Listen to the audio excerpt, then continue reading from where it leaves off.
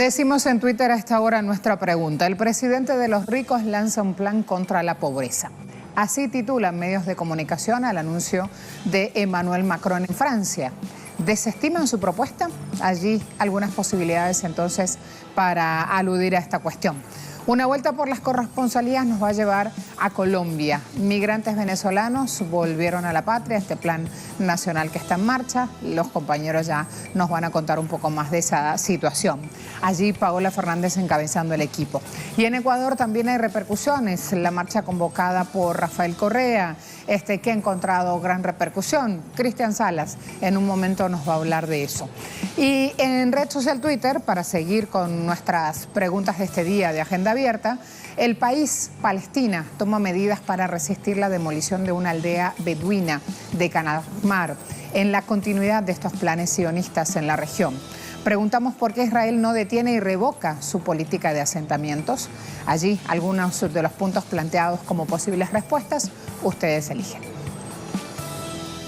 El gobierno del presidente francés Emmanuel Macron lanzó este jueves un plan como medida desesperada para combatir la pobreza llamado Salario Universal, que pretende mejorar el acceso a las ayudas existentes y dedicar más tiempo a las medidas de acompañamiento. Esta iniciativa va a ser presentada el pasado mes de julio ante el aumento desmedido de pobreza, pero en una polémica decisión muy criticada por la oposición y las ONGs, además de la asistencia de Macron a las semifinales y la final del Mundial de Fútbol de Rusia se postergó su lanzamiento.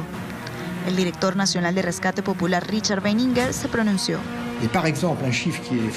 Una de las figuras más llamativas es que el 39% de los franceses, 2 puntos más que el año pasado, dicen haber experimentado o están viviendo la pobreza. Y además, el 20% dice que ha estado al borde de la pobreza. Eso significa que más de una persona francesa en 2 ha experimentado, está experimentando o está cerca de la pobreza. Y esto es importante porque muestra que la pobreza no es solo algo que afecta directamente a 8 o 9 millones de personas, sino que se está infiltrando en todo el territorio francés. Macron ha bajado su popularidad según los últimos sondeos, recordando que el pasado mes de abril el gremio ferroviario realizó por casi 3 meses incontables paros y manifestaciones por la aplicación de los recortes que afectaron a más de 130.000 empleados públicos. A esto se le sumó la ley de pensiones que generó el rechazo masivo a su gobierno. El cargo de presidente ha sido difícil para Macron y su equipo de gobierno, que hasta los momentos no ha podido solventar ninguna de las crisis presentadas durante el mandato.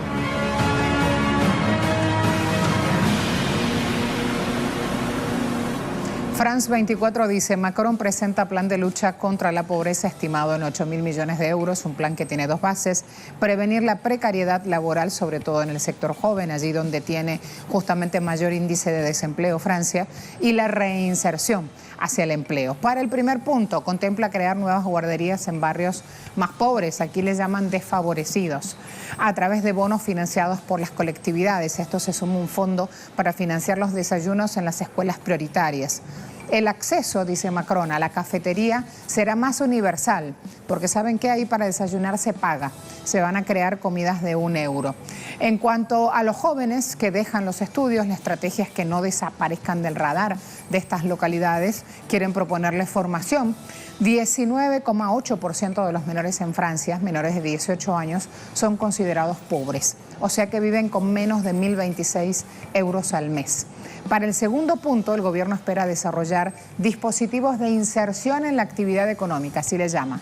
Este plan tiene como filosofía la vuelta justamente al trabajo como mejor herramienta para luchar contra la pobreza. Además, Le Monde dice, plan de pobreza. En Macron encontramos esta tendencia a pedir mucho a quienes tienen poco. Está citando la palabra de un sociólogo, Nicolas Dubois, en verdad, declaró que las medidas originales anunciadas corren el riesgo de ser canceladas por la política general del gobierno de Macron. Macron, el mandatario, pone en el centro de su discurso esta cuestión de los deberes que tienen los pobres, especialmente cuando habla de su apoyo y de la obligación de no rechazar más de 2 ofertas de trabajo. En realidad los actores, las comunidades locales, los pobres, defienden el éxito de estas medidas. ¿Por qué? Porque son los más interesados en tener trabajo y recibir buena paga, tener un trabajo digno y recibir buena paga por ello. ¿Quién no lo quiere? Prensa latina, partidos de Macron y Le Pen empatados hacia las elecciones europeas. Este es el dato que tenemos que tener y que no se lo van a mostrar todos cuando hablen de empleo. ¿Cómo están las cosas para que Macron salga a la arena política con una propuesta de este tipo? El Movimiento de la República en Marcha del presidente francés y el partido ultraderechista Reagrupación Nacional de Marine Le Pen están en un empate técnico hacia las elecciones europeas. Lo divulga un sondeo publicado este día. Analistas dicen los resultados de este sondeo dan una enorme alerta acerca de cómo ha perdido terreno este movimiento de Macron, el movimiento gubernamental que lo lleva justamente, la coalición que lo lleva al poder. Está perdiendo Macron 8 puntos con respecto a las legislativas de junio del 2017 y eso implica un gran caudal de votos perdidos. A esta hora me voy ya a sumar análisis. Me espera Cristian Rodríguez, analista político, psicosociólogo, responsable para América Latina y el Caribe de Relaciones Internacionales Francia Insumisa. Me voy entonces con Cristian a darle la bienvenida. ¿Cómo te va? Hola, muy buenos días. ¿Cómo están ustedes? Muy bien, muchas gracias por atendernos hasta ahora, por estar siempre presto para hablar con Telesur. Hay datos que a esta hora se llevan los titulares cuando se hablan de Francia y se habla de un plan antipobreza con mucho dinero inyectado. Pero la cuestión es que yo mostraba también acá que hay sondeos que dicen que el partido de Macron está en un empate técnico con el partido de Marine Le Pen. O sea que lo que está pasando desde lo social en Francia es muy grave para que estemos parados en este punto. Cristian. Nosotros estamos con 8.800.000 personas en estado de pobreza. Eso es enorme. El proyecto, el superproyecto que nos presenta este presidente de los ricos equivale a 0,62 centésimos de euro por persona. O sea, es una vergüenza proponer a este nivel, con ese nivel de inversión, lo que sería para él el plan de lucha contra la pobreza. Lo que tenemos nosotros, fíjense ustedes bien, es la idea de que los pobres son unos flojos y que los pobres duros, los pobres que no van a salir nunca de la pobreza, llámese personas con enfermedades graves, con personas que usan droga, con personas que están sin domicilio fijo, esa pobreza dura para ellos es tratarla con 0,60 centésimos. Y después están los pobres con iniciativa, estos pobres que pueden hacer empresa, que son microempresarios, y para eso hay una línea de crédito donde se les quiere aún sacar lo que se les da. O sea, la situación es vergonzosa. Este es un plan extremadamente minoritario, completamente incomprensible. Ha habido mucho rechazo. Lo que nosotros decimos, y eso es interesante compartirlo con ustedes, es que lo que hay aquí es una opción de un plan que va a destruir las solidaridades, va a destruir y continuar a destruir el sistema de salud, a explotar y dinamitar como se ha hecho el Código del Trabajo. La culpa son los pobres, retirar a los pobres para dar a los ricos. ¿Sabes tú cuánto corresponde el fraude fiscal en este país? Son 100 millares de euros. 100 millares de euros, el fraude fiscal en exoneraciones de impuestos que se le hace a las grandes empresas, a las grandes transnacionales empresas. Tú sabes que eso equivale a 1,5 euros por cada francés de lo que pagamos impuestos, lo que correspondería a eliminar el déficit de lo que se habla de 85 millares de euros del déficit del Estado. O sea, aquí hay una opción, la opción son los más ricos. Iba a preguntarte justamente por esto. Primero, nosotros pusimos en Twitter una pregunta, replicando los titulares que hasta ahora en la propia Francia sitúan a Macron como el presidente de los ricos. Y los titulares hoy indican, el presidente de los ricos lanza un plan contra la pobreza. Imagínate. Entonces, ya entre ese titular y pasar a ver la bajada de la información, profundizar un poco más, hay un aspecto muy claro del tratamiento que le da la prensa a este gobierno. Y hablamos de un gobierno que tiene supuestamente poca experiencia en la arena política, con lo cual lo ha vendido Macron a su base electoral, en su campaña, con lo cual no está contaminado con corrupción. Él ha querido deslastrarse justamente de esa cuestión clave. Pero los franceses le recuerdan que no llegan a la renta básica, que no tienen cómo vivir, porque 1 de cada 2 habitantes en algunos puntos del territorio vive debajo del umbral de la pobreza. Yo quiero preguntarte también aquí, específicamente, ¿cómo impacta este anuncio de Macron en el sector joven? Porque ese sector joven, aunque esté calificado, también, según las estadísticas, hace parte de esta pobreza más dura, porque no tiene experiencia laboral, como pasa obviamente si a los 25 o 27 años se está graduando en el circuito universitario, es imposible que al mismo tiempo haya tenido un gran desempeño en el mundo laboral. Me refiero a cantidad de horas trabajadas y me refiero también a cómo ese joven escapa del contrato precario de trabajo, de ese de 4 horas, de 5 horas, atendiendo un teléfono o haciendo actividades que los otros profesionales no lo quieren agarrar, porque Macron dice, después de 2 ofertas laborales ya tienen que agarrar un trabajo, no puede ser que nada les venga bien. Claro, es lo que nosotros hemos llamado la sociedad McDonald's para los jóvenes, como única alternativa, trabajar en esos restaurantes donde les pagan una miseria. Pero lo más grave es que tú sabes que estas sociedades, sobre todo Europa, Francia, son sociedades donde el 65% de la población es mayor de 65 años.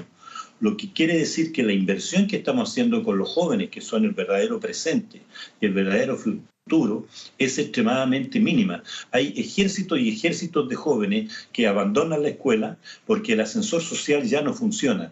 Antes decíamos nosotros, estudia, porque así vas a tener tu diploma y tu diploma te va a abrir puertas. Son sociedades que se han masificado la cesantía y donde los jóvenes son el laboratorio para mandarlos a los 13, 14 años como trabajadores a hacer el trabajo que nadie quiere realizar. O sea, ves el fenómeno, estaba escuchando tu intervención sobre cuánto van a dar para que los jóvenes puedan almorzar. Aquí hay una jornada de 8 de la mañana hasta las 4 de la tarde en los liceos, escuelas, colegios. 1 euro es una miseria. La comida es una comida chatarra, es una comida basura. Nosotros hemos pedido agricultura y comida biológica, sana, saludable. No la quiere invertir el gobierno prefiere invertir hacia los ricos y no hacia lo que es el futuro, son los jóvenes. Mucha cesantía a los jóvenes, trabajo muy mal pagado, obligación, imagínate, con el modelo inglés, eso es lo que están haciendo, el modelo del hombre, de obligar a los años de Thatcher, obligar a los jóvenes a aceptar cualquier cosa. ¿Dónde van a trabajar los jóvenes? En la construcción. ¿Dónde van a trabajar los jóvenes? En la restauración, donde nadie quiere ir porque los salarios, los horarios no permiten trabajar. Nosotros fuimos una generación que podíamos estudiar y trabajar. Esta generación de ahora que viene solo le queda o estudiar con créditos bancarios que están entrando a ofrecerse generosamente, o a trabajar y por lo tanto ser mano barata.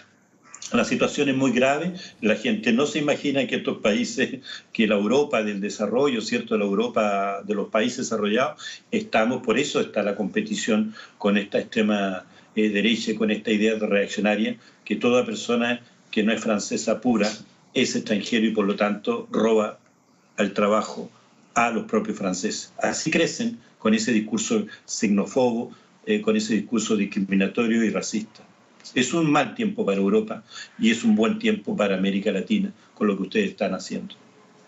Hay un dato fundamental. En las palabras que usabas abandono, y esa es la situación que muchos jóvenes están denunciando, la sensación que cuentan cada vez que tienen un micrófono enfrente, una cámara de televisión, la sensación que cuentan lo que reciben del Estado. Y entre esos testimonios hay uno que indica: si no fuera racista, votaría por Marine Le Pen, porque, y aquí viene lo terrible del testimonio, no solo el voto Marine Le Pen, sino que la votarían porque es la persona que entiende a los jóvenes. Ayúdanos a traducir esto, por favor. Es terrible, ¿no? Es terrible como frase porque además de una gran mentira, o sea, es un populismo barato. Hay que saber que Marine Le Pen y la familia Le Pen son parte de la oligarquía no es gente que ha venido a la pobreza, no tienen ningún plan social, ninguna propuesta a nivel social para salir de la pobreza, es simplemente un discurso populista apoyado por todos los medios de comunicación. No, Marine Le Pen no puede ser la alternativa, no será nunca la alternativa en este país. Lo que los jóvenes, frente a la desesperanza, frente a sentirse que los políticos no están a su servicio, sino que se sirven de ellos para su propio beneficio, Marine Le Pen hace siempre esa frase de carácter populista, extrema derecha, donde dicen nosotros estamos con el pueblo y con los jóvenes. Es una gran mentira. Ellos han lanzado un programa que es separar a los jóvenes entre los jóvenes rubios y los jóvenes otros, los que vienen de afuera, que son los que compiten con esos jóvenes propios franceses. Este país, y sobre todo esta juventud, tiene mucha energía para los cambios, una juventud completamente antirracista, antidiscriminatoria, por lo tanto ahí está la esperanza. Jamás van a ser los jóvenes los que van a votar por Marine Le Pen. De hecho, Jean-Luc Mélenchon fue votado por el 70% de los 18 a 24 años. Eso es un dato importante. Quiero ir a otro dato importante. Voy a mostrar mientras hables, Cristian, el Confidencial, dando más datos hoy de este anuncio de Macron. El Confidencial, así a vuelo de pájaro, va poniendo la cuestión de las prestaciones sociales en Francia. Que hay que decir que los papeles para hacer una prestación, para ingresar al gran circuito de la prestación social son tremendos, pero también hay personas que sobreviven, lo poco o mucho que reciban, les permite sobrevivir hoy por hoy, siempre en ese mismo umbral de la pobreza, pero no terminan muriendo de hambre. Hablemos de esta complejidad burocrática, porque aquí en Venezuela se ha puesto en marcha un plan justamente buscando que los jóvenes encuentren su primera oferta laboral. Chamba se le dice aquí al trabajo. El plan es justamente el plan de chamba juvenil. Y los niños se inician en el arte, en la educación, como coordinadores escolares en planes gubernamentales de atención a jóvenes y adolescentes que han estado de vacaciones, por ejemplo, estos días. El lunes comienzan las clases en este país. O sea, hubo multiplicidad de ofertas, pero como que nadie le ha puesto real atención a lo que implica realmente que a los 15, 16 años, 17 años, alguien ya esté con acompañamiento del Estado iniciándose en los primeros pasos en el mundo laboral. Creo que ese punto, para hablar justamente de subsidios o de prestaciones sociales, está bueno contarlo para que cada uno saque su propia opinión. Mira, lo que yo quisiera contarles a ustedes, conozco el plan Chamba allá en Venezuela, el apoyo que se hace a que todo joven pueda estudiar y trabajar. Lo que yo quiero contarles es que la solidaridad entre generaciones, la solidaridad del pueblo francés con las personas que viven con bajos recursos, tiene que ver con lo que los impuestos, cada francés paga de su impuesto, del salario, una parte que va destinado a los impuestos que son destinados a la solidaridad. Es una bolsa común que se hace de cada ciudadano a través de sus impuestos. ¿Qué ha pasado? Que los impuestos de los más altos ricos, de las grandes fortunas, han sido rebajados, muchos han sido eliminados, impuestos a las grandes empresas han sido rebajados, eliminados, lo que ha ido siendo un hoyo en la bolsa del Estado para todos. Lo que son implacables es con los impuestos de los pobres. Ahí te persiguen, te buscan por todos lados para pagar tus impuestos. A los ricos se les ha dejado el permiso incluso de no pagar impuestos, de desfiscalizar, o sea, todo un plan en función de eso. Entonces, para los oyentes, lo que hay en ese fondo de ayudas no es que este es un país que se ayuda gratismente y que cualquiera dice yo quiero esta ayuda. Hay una cantidad de requisitos. Esos requisitos se van haciendo cada vez más difíciles porque ellos, a nombre de la austeridad, ¿cierto? Estos ricos, a nombre de que hay poca plata en el Estado, entonces ya no se puede dar a todo el mundo, en el fondo lo que han hecho, han ido defalcando al Estado, han ido vaciando las arcas del Estado, y hoy día los jóvenes, las personas discapacitadas, las personas, los pobres son los que más están sufriendo ese robo que te insistía de 100 millares de euros en la bolsa del Estado. Entonces, el plan laboral para los jóvenes es de una ridiculez absoluta, que no se puede vivir con 450 euros, con 600 euros, con 700 euros. Los jóvenes que se iban de las casas para estudiar hoy día se quedan con los padres. Los jóvenes que iban a trabajar hoy día están cesantes. O sea, la pobreza en los jóvenes es un sector muy grave. Yo creo que se apuesta el futuro de una sociedad y aquí los jóvenes están sufriendo. Yo personalmente trabajo en planes de asistencia a personas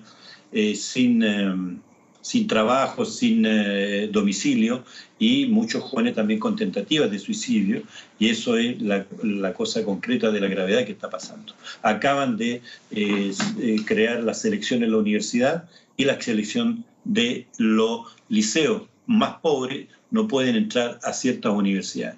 Las universidades eran gratis, típicamente gratis, hoy día ya no son gratis, están siendo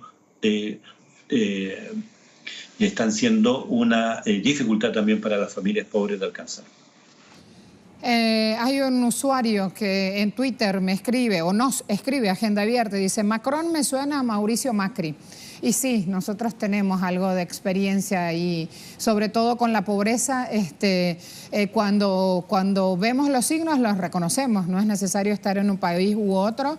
Cuando vemos signos neoliberales o decisiones neoliberales como la de bajar el impuesto a los ricos, como la de meter mano en un fondo común, en una hucha, como lo dicen los españoles, sabemos de qué se trata. Cristian, ¿qué hace Francia Insumisa como proyecto político justamente ante esta situación? Sabes que de este lado del mundo, Melenchón cada vez que habla es seguido, con atención, para responderle o para denostarlo o para estar de acuerdo o para situarse completamente en contra, pero su voz, digamos, aquí es seguido. Por eso quiero preguntarte y hablar un poco más desde la organización política en la que participas, que también es muy nueva, que también es muy reciente. Quiero preguntarte qué están haciendo justamente como contrapropuesta a la de Macron.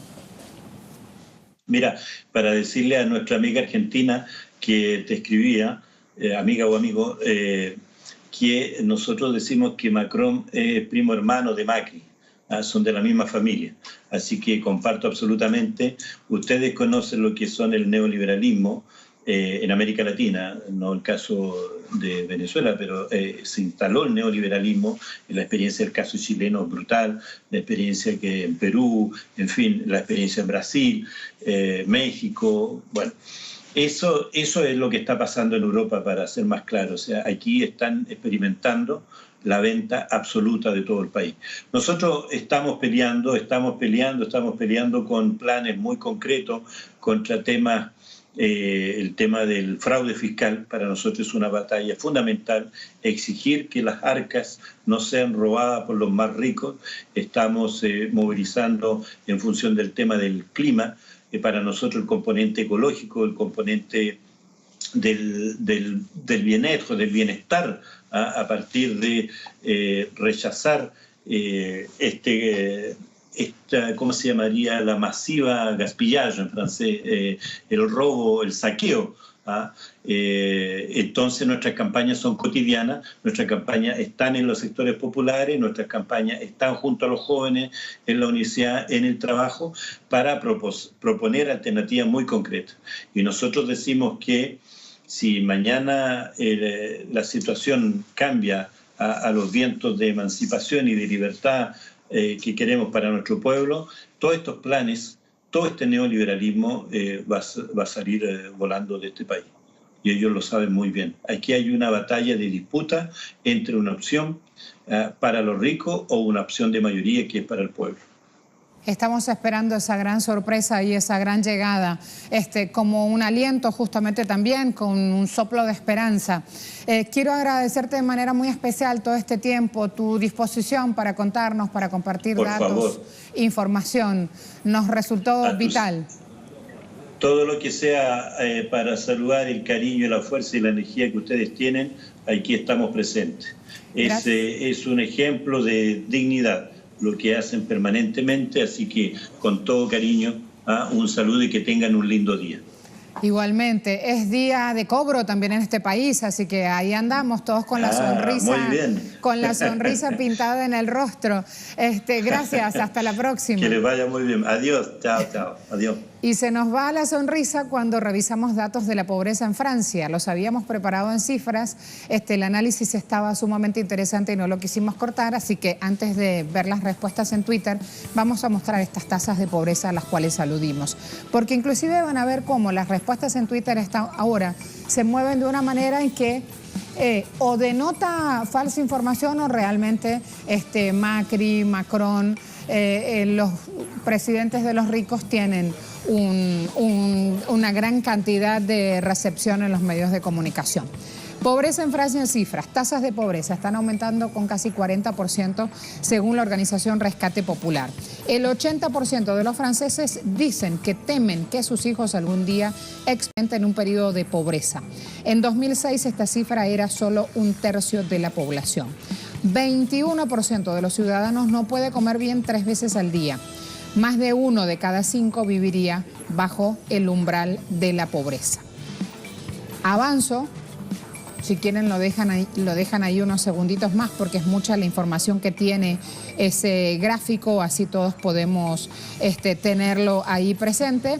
Y avanzo a revisar también otro punto que es importante y es la situación de los niños en Francia, ¿sí?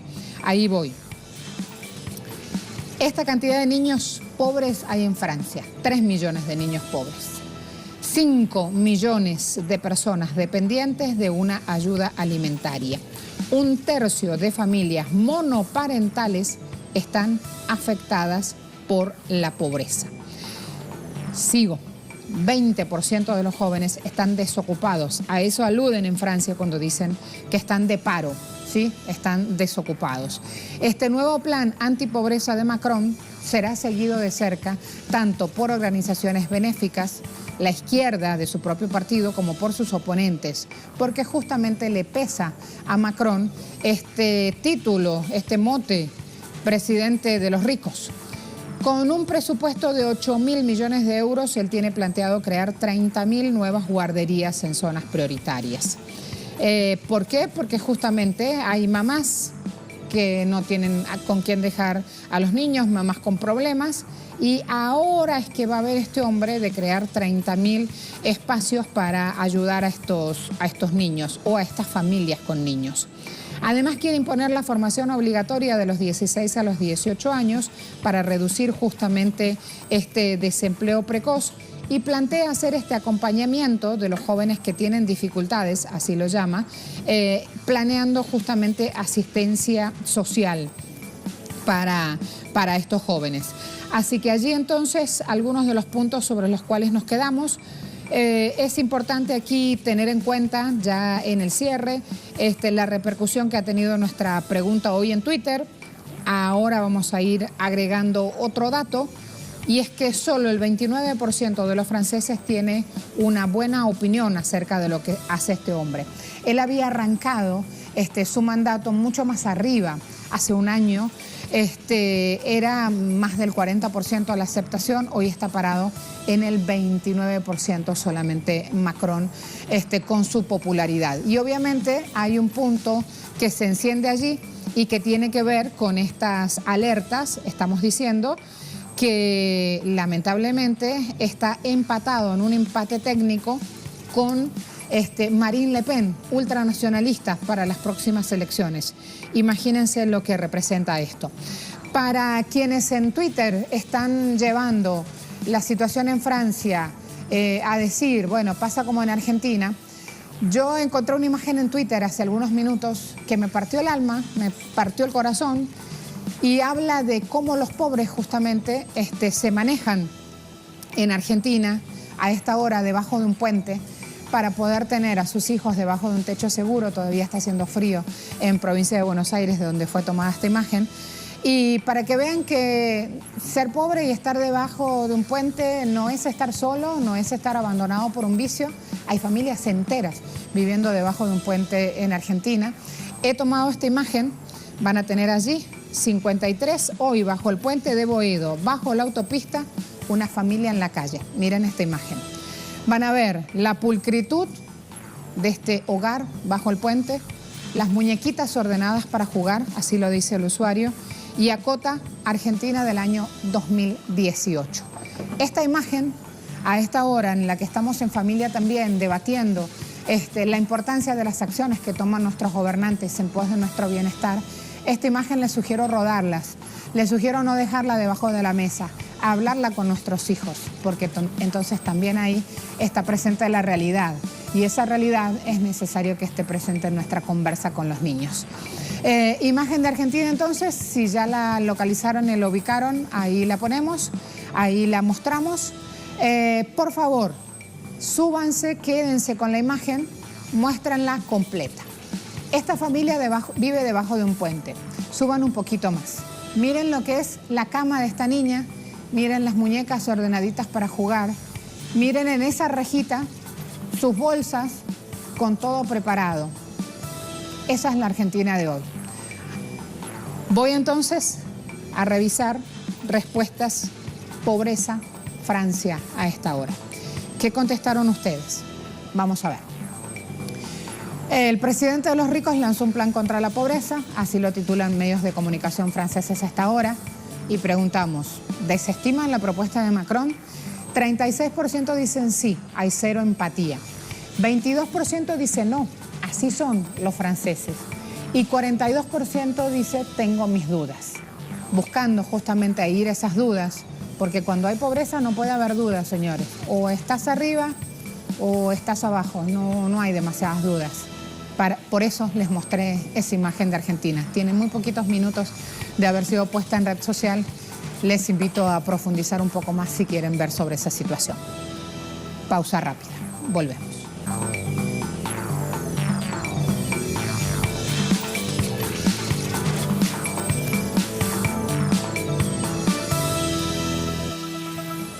Un airecito, así nos sirvió la pausa. La vueltica fue para tomar agua, un té, compartir con los compañeros algunas impresiones de lo que tratamos hasta ahora y cómo va a seguir el resto del programa. Paola Fernández está en Colombia, nos tiene la actualización de estos venezolanos que están viviendo en ese país y regresaron a su patria. Vamos, Paola. Cordial saludo para usted y para todos los televidentes. Miren, yo los saludo desde Bucaramanga. Ya se completan casi 12 horas de la travesía de los 34 venezolanos que partieron desde Bogotá, la capital de Colombia, rumbo a Venezuela. Esto gracias al programa Vuelta a la Patria de la presidencia venezolana. Lo que ustedes ven al fondo son los buses en los que se movilizarán estos venezolanos que regresarán a su país, pero también hay una escena bastante dolorosa. Muchos de ellos se encuentran en este momento durmiendo en las calles. Es por eso que la presidencia de Venezuela empezó este programa para que ellos no sigan viviendo en las condiciones indignas en las que se encuentran en diferentes países de Sudamérica, pero principalmente también aquí en Colombia. Porque lo que se espera es que a estos 34 venezolanos que partieron desde Bogotá se sumen cerca de 40 más que se encuentran aquí en Bucaramanga y que harán el recorrido hasta Cúcuta. Allí atravesarán la frontera para llegar a sus hogares. Gracias. Me quedo también con este titular. Hola, Colme, allí mi camarógrafo. Vamos a mostrar el titular. Mientras no encontraba el del Correo del Orinoco, no llegaba a tiempo, tenemos este a mano. La imagen es pequeña, pero yo sé que va a llegar la cámara, Colme. No llores por mi Argentina. 82 repatriados desde Argentina llegaron a Maiquetía, aeropuerto internacional venezolano, en horas de la madrugada de ayer, llenos de júbilo por el retorno al país que los vio nacer y que los recibe de brazos abiertos con el plan Vuelta a la Patria. Fíjense que les han preparado una recepción, allí coterráneos de los suyos, con tambores, justamente haciéndoles saber que los están esperando con los brazos abiertos, que hay una nueva etapa en marcha y allí también entonces no solo estamos en Colombia, sino cubriendo estos hechos que se van dando desde otro punto de Latinoamérica. ¿Me voy a Quito? Bueno, aquí dejamos me voy a Quito. Este tema me refiero con Cristian Salas. Ayer miles de personas salieron a marchar tras un llamado que hizo el movimiento político Revolución Ciudadana del expresidente Rafael Correa. ¿Por qué estuvieron en las calles marchando, rechazando el paquetazo del presidente Lenín Moreno? Cuando quieras, Cristian. Saludos, buenos días, gracias por el contacto. Efectivamente, varios ciudadanos y representantes de organizaciones sociales y sobre todo simpatizantes del expresidente Rafael Correa se movilizaron el día de ayer en el centro norte de Quito. Esto en contra de las políticas establecidas por el gobierno de Lenín Moreno.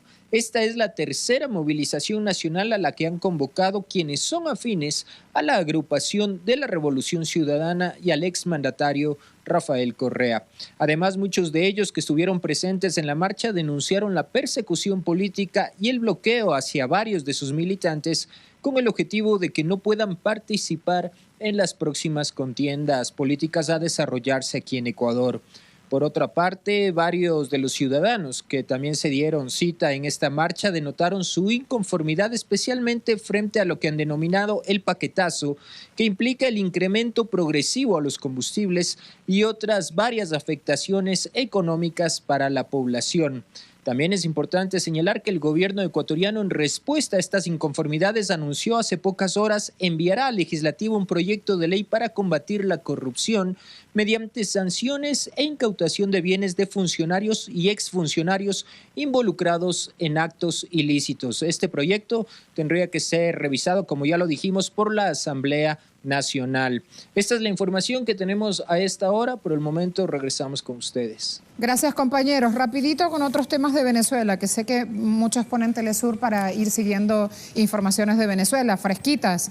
Se entregarán insumos gratuitos a todos los escolares del país. Me habrán escuchado recién cuando dialogaba con nuestro invitado. El lunes comienzan las clases, ¿sí? Se hizo todo un plan de mantenimiento en los planteles escolares, etcétera, etcétera. Alguno estará llegando ahí sobre la hora, pero el presidente Maduro, que está en China de gira oficial en este momento, ya, según el ministro de Educación, trajo de otros países 4 millones de morrales, más de 50 millones de útiles escolares, 14 millones de zapatos, 4 millones de uniformes para los niños y las niñas del pueblo. Esos insumos ahora van a ser entregados, ¿sí? Además, mi garganta, Diario Vea, todo listo para regreso a clases el próximo lunes. Fíjense cómo también todos los medios de comunicación ya van teniendo el tema en cuestión. Y este es importante, está en rojo y aquí cortito arriba, mi colme. Hoy retorna cobro del pasaje en el metro. Creo que es últimas noticias que veía que, no tengo certeza, que está allí también, que decía que está un poco relegado el tema de la adquisición de los boletos, que cuestan 50 centavos, pero que hay que tenerlos en la mano para empezar a viajar. Hasta ahora no se pagaba, se circulaba en el metro y en Metrobús de manera gratuita, se ha hecho una adecuación, también se han preparado las unidades, etcétera, etcétera, y ya está listo. Desde hoy se supone que empiezan con esa tarea. Lo veo difícil. Ayer las colas para comprar los tickets eran imposibles. Felicitaciones. Ah, mire, ahí tienen un ticket. Ahora me lo pasas, Colme. Pásenme, por favor, el ticket nuevo, a ver por allí. Felicitaciones a los floricultores venezolanos. Nunca los nombramos. Bueno, ya, es verdad. Ayer me escribió alguien con esto porque yo esta imagen, cuando la tuve en Twitter, ahí mismo la repliqué. Para quienes aman o amamos las flores, les cuento, estas calas hermosísimas, rojas, se cultivan, se obtienen aquí. Cala venezolana obtuvo premio en Exposición Mundial de Flores en Rusia. El premio es Flor de Mejor Calidad. Hay una Flowers Expo 2018 en Rusia. ¿Qué tal? Ahí lo tienen. Miren, este hombre con su niñito en la exposición, el mismo hombre que levanta y cultiva la flor, presente en el stand y vendiendo su producto. De esta flor me voy a otra flor. Ajá, a ver, estiro la mano. ¿Cuántas cosas se prepararon con todos, muchachos? Colme, dame carita. Ajá, miren lo que es el equipo. ¿Qué tal? Aquí viene. Esta es la tarjeta. Yo no la conseguí, muchachos. Me fue muy difícil conseguir la tarjeta. ¿Por qué? Porque esta tarjeta se recarga directamente. Así es la SUBE en Argentina. Se recarga directamente y pueden hacer uso del transporte. Entonces, y este es el ticket, que veo que no le han cambiado ni el color y sigue siendo la misma estructura para viajar en el metro de Caracas. Lo hago así para que se note más y no esté anaranjado sobre anaranjado. Bien, muchachos, han hecho su tarea. Desde hoy empieza a cobrar el metro, lo cual también es una buena noticia. Se paga muy poquito, el servicio es muy bueno, necesita ser mantenido y necesita ser mejorado. De una flor me voy a otra flor. Vámonos con Don Yuki. ¿Qué tal? Gracias. Estamos de anaranjado. Qué bueno recibir ¿Sí? flores. ¿Sí? ¿Te gustan? Sí, bueno. Y de una flor también, ¿no? Ay, gracias. Una cala anaranjada Otra, y también un bulbo anaranjado. Ave del paraíso. Puede ser, ¿no? ¿Qué tal? ¿Qué tal? ¿Y sabes de flores y todo? Sí, me gusta. Avance nomás porque producción me dice, por Dios, Marcela. Está Pero bien, estas está noticias son Sí, necesarias. muy importantes, claro Día que sí. viernes de tomar un aire son necesarias. Y son algunas, porque hasta rock, homenaje al Libertador hubo ayer acá en Caracas. Hay un Qué bueno. simposio. Hay muchísima gente con sus emprendimientos buscando un nicho en ese mercado que antes lo tenían las transnacionales y preparando cosas. Claro. Con ferias, con eventos, mostrando lo que hacen. Eso es muy bueno. Es Así muy que bueno, lo muy recalco también desde aquí. Cuando quieran, mi Vamos amor. a avanzar, Marcela, vamos Dale. a hablar de voleibol precisamente. Seguimos con noticias recientes del Campeonato Mundial masculino de voleibol, por supuesto, que se celebra en Italia y Bulgaria. Una de las escuadras latinoamericanas presentes en la LID, República Dominicana, cayó 3-0 ante Japón. La escuadra japonesa se impuso con relativa facilidad frente al plantel caribeño con parciales de 25-20, 25-12 y 25-16. Como era de esperar, en este partido los asiáticos fueron muy dominantes en varias etapas del juego, como por ejemplo el bloqueo con un total de 12 puntos por solo 4 de los dominicanos. También hubo más resultados en la jornada de ayer. Vamos a revisarlos, cuáles fueron. Allí lo tenemos también. Egipto cayó ante Canadá, precisamente ahí lo tenemos en la pantalla. Polonia 3-0 ante Puerto Rico, tampoco pudo hacer el cuadro allí. Boricua, República Dominicana, ya lo decíamos, 3-0 ante Japón. Australia cayó ante Estados Unidos, reñido partido 3-2. Brasil sacó la cara y se impuso ante Francia 3-2, mientras que Irán le impuso allí 3-1 a Bulgaria, Camerún 0-3 ante Serbia, Italia 3-0 ante Bélgica. Y vamos a temas del ciclismo. El colombiano Miguel Ángel López se mantuvo en el cuarto lugar de la Vuelta a España y se ratificó como el pedalista latinoamericano mejor ubicado de este certamen tras concluir la etapa 18 del prestigioso Giro español. El trazado de ayer fue de 186 kilómetros totalmente llanos entre las localidades de Egea de los Caballeros y Lleida. El ganador de la jornada fue el belga Jelle Wallace, quien venció con tiempo de 3 horas 57 minutos y 3 segundos. Por su parte, Nairo Quintana entró en el lugar 20 y se mantiene en el puesto número 6 de la tabla general, mientras el también colombiano Rigoberto Urán sigue en el octavo peldaño de la Vuelta. En tanto, el británico Simon Yates continúa como líder absoluto del certamen. Hoy se estará corriendo la etapa 19 del evento con un recorrido de 154 kilómetros entre las ciudades de Lérida y Andorra con perfil llano, aunque con un final algo elevado en Naturlandia, que es un puerto de primera categoría, allí ya listos para ir a Madrid. Y repasamos también resultados del baloncesto en la ventana mundialista para China 2019. Allí Venezuela logró vencer a Islas Vírgenes en la ciudad de Caracas. Algunos tweets precisamente. Este es del ministro del Deporte, Pedro Infante, que dijo: bravo guerreros, Venezuela derrotó 83-73 al equipo de Islas Vírgenes y con estos los resultados se mantienen en una racha de 6 juegos ganados, 1 perdido rumbo al Mundial de China 2019 y las fotografías de ese refaccionado recinto allí, el Parque Miranda, muy cerca de hecho de aquí de Telesur. Vamos a ver también, hay más publicaciones del ministro, en este caso del gobernador del estado Miranda. Allí dijo que están orgullosos de su selección nacional. Venezuela suma la victoria ante Islas Vírgenes y esta clasificación importante al Mundial de China. También revisamos reacciones también de la Copa Mundial, justamente del baloncesto, en donde destacan la labor de Gregory Vargas, que logró 9 asistencias, 12 puntos en este partido, clave para la victoria venezolana ante Islas Vírgenes. Recordemos que Venezuela, el próximo compromiso que va a tener va a ser este domingo ante República Dominicana en estas clasificatorias americanas. Cerramos también revisando precisamente la nota de la casa, la de Telesur, en la cual pueden ampliar la información, por supuesto, a través de telesurtv.net. Allí lo dice: deportes, @telesurtv. Venezuela vence a Islas Vírgenes en el clasificatorio de baloncesto y el enlace para más detalles. Bien, con estas informaciones ponemos pausa a nuestro repaso deportivo. Marcela, habrá mucho más, por supuesto, en nuestra emisión completamente en vivo a las 8 de la mañana.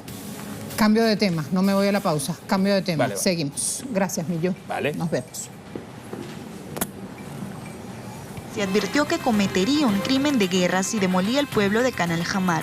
Los parlamentarios pidieron a la Unión Europea que se oponga más energéticamente a la demolición, incluida la inexistencia de la compensación de la pérdida de estructuras financiadas por la Unión Europea en Canal Hamar y otras aldeas de pastoreo. La resolución establece que el Parlamento sigue firmemente convencido de que la única solución duradera al conflicto en el Medio Oriente es la de dos estados democráticos, Israel y Palestina, que viven uno junto al otro en paz dentro de fronteras seguras y reconocidas, sobre la base de la frontera de 1967 y con Jerusalén como la capital de ambos estados.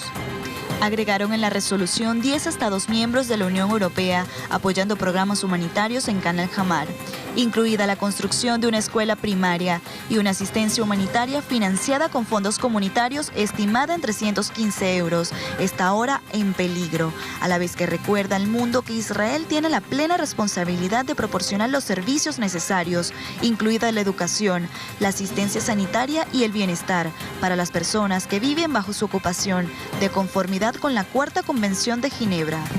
La tensión ha sido alta en la aldea desde entonces, ya que los residentes temen que las fuerzas de seguridad sionistas entren en la aldea y la destruyan en cualquier momento. Construido en la Ruta 1 justo debajo del asentamiento de Kafar Adumim, Canal Hamar, es el hogar de unos 180 miembros de la tribu Jaalain, que Israel se trasladó al área desde el Negev a principios de la década de 1950. Quienes en el mundo apoyan al pueblo palestino levantan la voz y dicen: el pequeño y firme Canal Hamar puede arrojar una luz brillante hacia un futuro más justo. Actualidad y análisis en Agenda Abierta. Revisamos portales de medios de comunicación con este tema. Laguna, Israel quita casetas usadas por manifestantes palestinos. Sionistas desmantelaron el jueves 5 casetas de metal erigidas por estos activistas que protestaban contra la inminente demolición de una aldea cercana en Cisjordania. Una dirigente de la protesta, Abdullah Abu Rahmeh, dijo que 200 soldados llegaron al lugar cerca de este campamento antes que amaneciera, desmantelaron las casetas, allí las imágenes, montaron esas partes en camiones. El campamento en sí no fue afectado. Los manifestantes gritaban: fuera ejército terrorista, aludiendo al ejército sionista, a medida que los camiones y que los soldados dejaban el lugar. Todo esto pasó en la mañana de ayer. Israel sostuvo que la localidad fue construida sin autorización y que representa un peligro. O sea que los palestinos tenían que pedir autorización para construir en su propio terreno ancestral. Tremendo. Siguiente portal. Hispan TV, ONU, Israel entre los países más vergonzosos violadores de derechos humanos en el mundo. Un informe que dio Antonio Guterres, secretario general de Naciones Unidas, explicando que en esta lista de 38 países llamados vergonzosos aparecen los nombres de esas naciones o países que han tomado represalias o que han intimidado a personas que cooperan con el organismo internacional en derechos humanos mediante asesinatos, torturas y detenciones arbitrarias. Israel está en la lista. Además, Telesur dice: Palestina denunciará a Estados Unidos ante la Haya. La decisión de mudar la capital a Jerusalén es una medida que viola leyes y resoluciones internacionales, indicaba esta miembro del Comité Ejecutivo de la Organización para la Liberación de Palestina.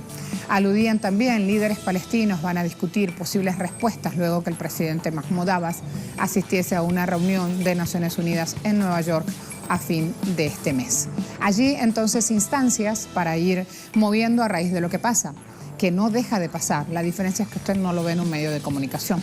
El Espectador dice: misión diplomática palestina en Washington calificó como un triste momento su cierre. Esta misión diplomática que el gobierno de Donald Trump ordenó cerrar, de esta manera se pronunció ante el cierre de operaciones, con la esperanza de que el triste momento sea solo un breve paréntesis. Con esto lo que hace Trump es cortar financiación y además tomar una decisión que sabe que va a tener una repercusión en instancias diplomáticas internacionales. A esta hora entonces me voy a ir a mostrar una frase que resume mucho de lo que está pasando. Este será el momento, ya está nuestro invitado también. Voy a ir a preguntarle si esta frase, estamos más cerca que nunca de un Estado palestino, es una realidad. Todos los intentos del primer ministro de Israel, Benjamin Netanyahu, para sembrar la desesperación entre nosotros han fracasado. No concebimos un Estado sin Gaza.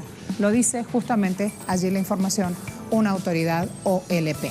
Me voy hasta ahora con nuestro invitado, Mas Musa, con nosotros, miembro del Comité Central del Frente Democrático para la Liberación de Palestina. Mas, muchas gracias por venir temprano con nosotros. ¿Cómo te va? ¿Cómo estás? ¿Viste la frase? ¿Falta poco? Bueno, la verdad veo que es muy optimista esa declaración del señor Saeb Erekat, que no concuerda verdaderamente con lo que el pueblo palestino sufre en el terreno. Con lo que está pasando.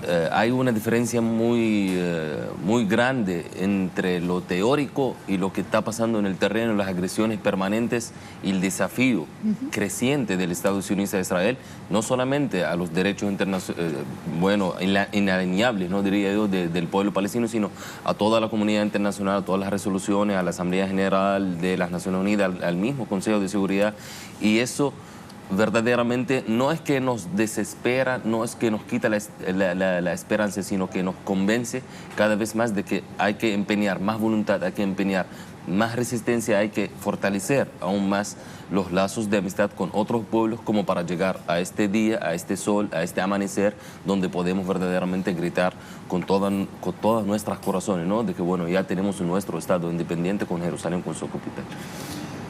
¿Qué implica este lugar, esta aldea o este pueblo, Khan al-Ahmar? ¿Se pronuncia? ¿Es correcto? Khan al-Ahmar. Ahmar. Khan al-Ahmar. ¿Qué implica y por qué justamente pasa a ser bastión de resistencia? Y los medios de comunicación desde hace meses vienen mostrando estas imágenes y todo un pueblo ni siquiera enardecido, seguro de la acción que va a tomar defendiendo su tierra. Bueno, el Estado sionista, desde que ocupó a Jerusalén en la primera parte en 1948 y luego el Jerusalén Oriental en 1967, ha tenido un proyecto muy bien diseñado que ha atentado a Jerusalén y a la Cisjordania geográfica y demográficamente. Ellos intentan de crear lo que es la judaización o imponer la judaización de Jerusalén a través de convertir el carácter árabe y revertir las ecuaciones demográficas en Jerusalén y en Cisjordania. Y en este sentido ya han avanzado bastante con este proyecto, y falta lo que ellos llaman el proyecto I1. E1 en español, que es completar la separación de Jerusalén del resto de, geográficamente, ¿no?, del resto de Cisjordania. Y a pesar de que es Khan al-Ahmar, como bien usted lo menciona, como bien lo está hablando todo el mundo, de que es una aldea muy pequeña, no superan los 180 personas, pero geográficamente y su ubicación le brinda una importancia estratégica muy fundamental, ya que es el único paso para mantener una conexión viable para un Estado palestino y impedir que Cisjordania sea dividida entre norte y sur, y que Jerusalén, la capital de nuestro Estado palestino, sea separada del resto de Jerusalén, de Cisjordania, del Estado palestino. Por eso dicen que es un puente de unión. Por eso que es un puente de unión muy importante, tanto para Cisjordania como para la misma ciudad de Jerusalén. Cerrar este ciclo de colonias que rodean a Jerusalén impide, por supuesto, el crecimiento de cualquier otra aldea árabe, y por lo tanto, bueno, condenar al resto de las poblaciones árabes a convertirse en minorías dentro de su propia tierra, dentro de su Estado, ¿no? ¿Has visto esa frase tan terrible de Trump, que van a demoler ese espacio geográfico porque no tienen autorización para construir allí? Luego replica esto Israel y luego todos los medios de comunicación, como si realmente el palestino que vive ahí hace miles de años tiene que pedirle a un foráneo autorización para construir su techo en su propia tierra. Esas declaraciones, tanto de Estados Unidos como de Israel, nosotros como palestinos ya la hemos experimentado en decenas de veces. No es la primera vez que Israel arremete contra poblaciones civiles palestinas. Comenzó en 1948, y lo que sufre esta aldea de Khan al-Ahmar la sufrió toda Palestina en 1948. Más de 531 aldeas fueron borrados del mapa. convirtiendo a 800.000 refugiados palestinos en aquel entonces en personas sin hogar, en refugiados. Simplemente se tiraron ante la mirada y el silencio de todas las potencias internacionales.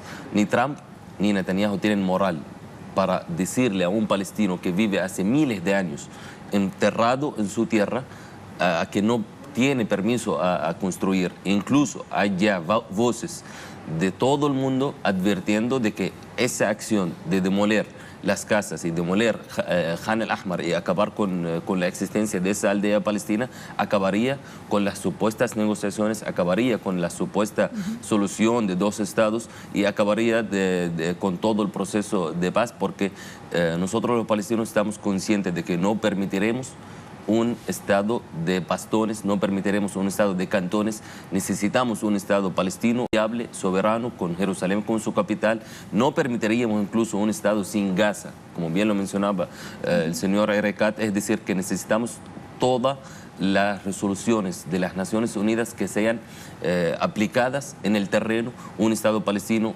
totalmente independiente, totalmente soberano sobre los terrenos ocupados en el 1967 con Jerusalén como su capital, y por supuesto el derecho de todos los refugiados palestinos a retornar a sus hogares de los cuales fueron expulsados en 1948. Alex Roda en Twitter nos escribe y dice: Israel tiene la impunidad que le da el poder de Estados Unidos y tiene licencia para matar y exterminar al pueblo palestino, pero los terroristas son otros y los que hacen dictaduras son precisamente ellos. Y hay otras consideraciones, la mayoría alude justamente a Israel como sionismo, y hablan también de que cuenta con una cúpula de hierro, palabras textuales de Guillermo, que también nos está escribiendo. Hay una pregunta en Twitter: el país tomó medidas para resistir la demolición de una aldea, estamos hablando de Palestina. Fíjense allí, ¿por qué Israel no detiene y revoca su política de asentamientos, que es el punto en cuestión? Esto es lo que estamos preguntando justamente. Tienen los porcentajes allí de votos. 42% dicen impunidad, denuncian el mismo escenario. 17% lo sitúa como una lucha de poder. Y 41% tiene claro que esta decisión responde a Estados Unidos. Quiero agradecer de manera muy especial, ahí estoy dando retweet a la respuesta de Alex, que nos escribía y que nos decía la impunidad de Israel. Quiero dar un saludo muy especial a nuestro invitado, porque siempre estás presente, porque siempre estás dispuesto a hacer pedagogía con nosotros sobre el tema y a llevar la importancia justamente de Palestina, y no cuando ocurren solamente desgracias, sino en el día a día cotidiano necesario para resistir. Me voy con Melissa, que se vienen las noticias desde el sur. Ya regreso más. Muchas gracias. Gracias a todos ustedes. Me voy.